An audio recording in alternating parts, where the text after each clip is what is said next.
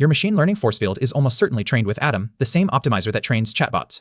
For interatomic potentials, the optimizer was the blind spot while everyone pushed architectures and datasets.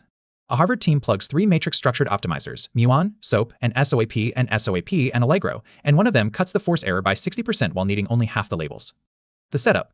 A neural network fits quantum mechanical reference energies, decomposing the total energy into local atomic contributions.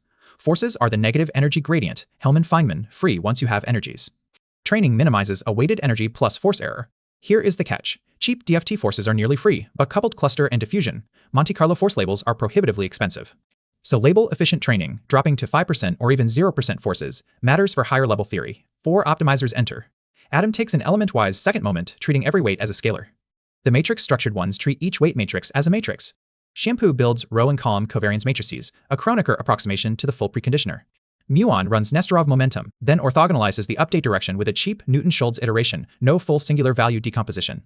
SOAP projects the gradient into Shampoo's eigenbasis, runs an AdamW step inside it, projects back, and SOAP-Muon adds Muon's orthogonalisation and an RMS normalization on top.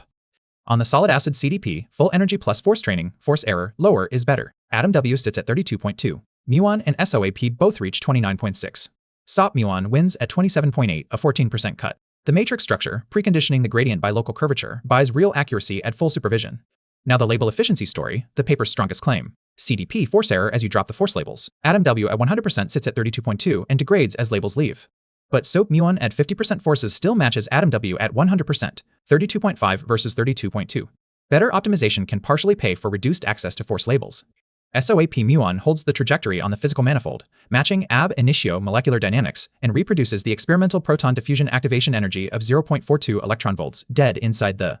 Half the expensive labels, the same accuracy. Here's the physical picture. With only 5% of forces, AdamW trajectories diverge almost immediately, flying apart into non-physical configurations, measured range. The most dramatic win is energy-only training on CDP, 0 force labels. AdamW force error, 503. SOAP-Muon, 201, a 60% cut. When forces are completely absent from the loss, just preconditioning the gradient recovers most of the force accuracy that AdamW enjoyed with full supervision.